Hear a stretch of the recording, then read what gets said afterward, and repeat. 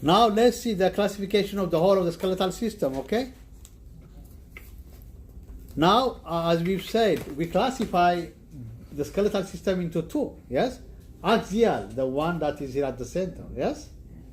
Appendicular, the one that attached here, they are appendicular, okay? So, what is the axial skeleton? One is the skull. Can you see here? The skull. How many bones are there in the skull? 22. Okay, there are 22 bones here.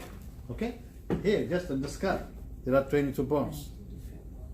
Okay, let's say this is the cranium, for example. The cranium is divided into what? This is what? The frontal bone. This is parietal. This is occipital. This is temporal. This is the zygoma, zygomatic arch. This is the orbital bone. This is the nasal bone. This is the maxilla. This is the mandible. Just see, just what I see. Okay. Okay, but there are what? 22 bones. Okay. So we can divide that into two. Bones of the cranium. It means this is the cranium. Bones of the cranium. Bones of the face. Okay, so we have the face here. We have the cranium. So we have two kinds of bones.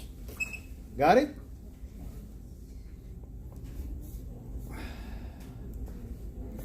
Now, so the other axial, so we said axial is what? All the center, yes? That means we have the skull. The skull contains what? The cranium and the face. Then we have the vertebral column here. Then we have the thoracic cage here. Okay, that is called, these are called the axial skeleton. So vertebral column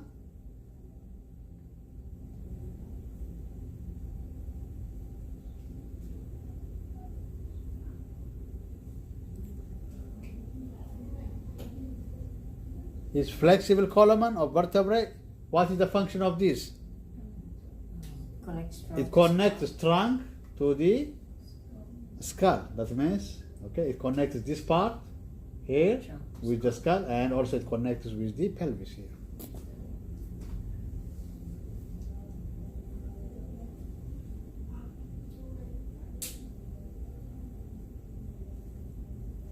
Okay, how many vertebral bones are there? 33. No. Do you think? Because we have 7 the cervical, 12 thoracic, that's 19, 5 lumbar, 5 sacral, and 3 to 5 coccygeal. So let's add them. How much is that? Is that 33? 7 cervical, 12 thoracic, 5 lumbar, we have 5 sacral, and 3 to 5. So how much is that? 19 plus 5, 20. 90 plus 5 is? 24 plus 5 is? 29 plus 3 is what? 32? 2? So it should be 32 to 34 bones. Huh? Huh? No, this says 33. Yeah, but it can range 32 to 34. Because cosix, this one is 3 to 5. You know, this one is 3 to 5. It ranges from 2 to 3 to 5. So average will be 33, okay? Okay, you can see cervical. Cervical, how many cervical do you have? 7. Thoracic, 12. Write it. Cervical, 7. Thoracic, 12. Lumbar, 5.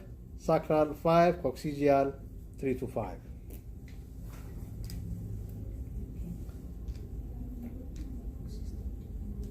Then thoracic, this is thorax, this one is located in the chest. How many ribs are there? 12 pairs. It means 12 on this side, 12 on this side. Oh, the 12 on each side? Yes. So total will be 24. So these are attached to what? To the sternum here and to the back, to the thoracic vertebrae. Okay, you can see. Got it? To the sternum here, to the thoracic vertebrae here. So we divide ribs into 3 kinds. 1, true ribs. The first, this one, there are true ribs. It means they come and they join separately to the sternum. But those that join in group to the sternum, they are false ribs. And we have the last two, we have floating ribs. They float. They don't have attachment here. They come and they don't join here. So okay, we have three kinds. We have true, false, and floating.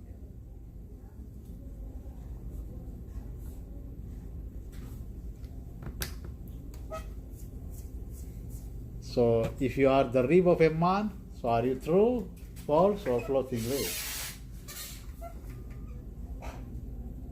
Which ones were the floating? Floating are this.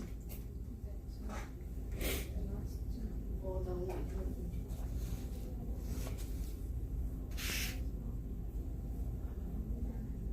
They have no purpose. They're just- I think it said that woman is created. She came from this bone. Yes. Oh. Yeah. You don't know that? Yeah, but I mean, like. Yeah, in the I think body. that is the big purpose. So they're floating because of what? Is there any major purpose than that? Huh?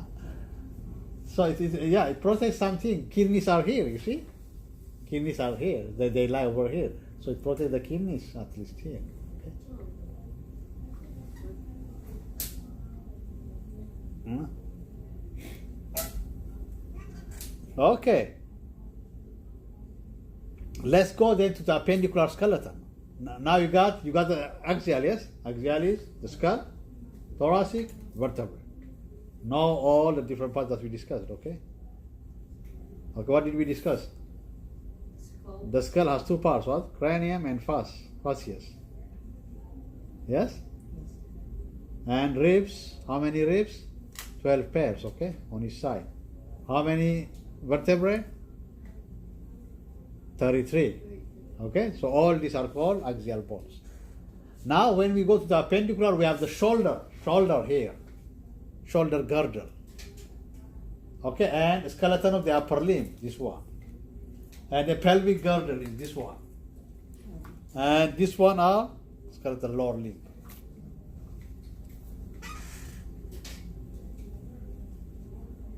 Okay. Now they ask you always how many bones are there on the upper limb, how many bones are there in the lower limb. Okay, so always know the numbers. Shoulder girdle, what does it do? It attaches the upper limb to the trunk. And it's formed by two bones. What are the two bones? We have the clavicle here and we have the scapula. Clavicle, scapula. Upper limb. Upper limb contains how many bones? 30 bones. Okay, what are they? This is the humerus. This is the ulna and radius. We have eight carpal bones. 8 carpal bones here on the wrist. What are they?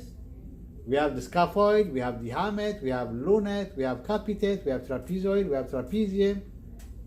Okay, we have triquetral. And all these are what we call carpal bones. They are 8 in number.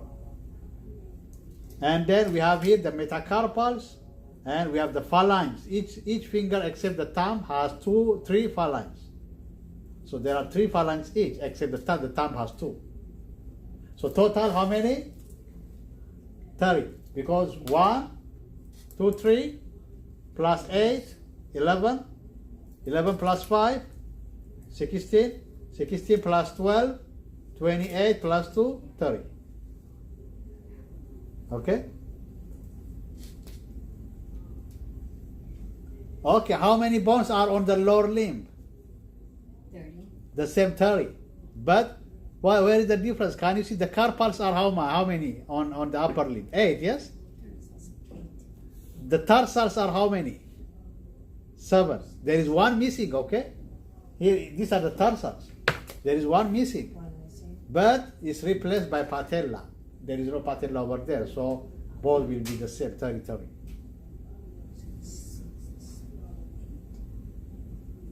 Okay? Both will be 30.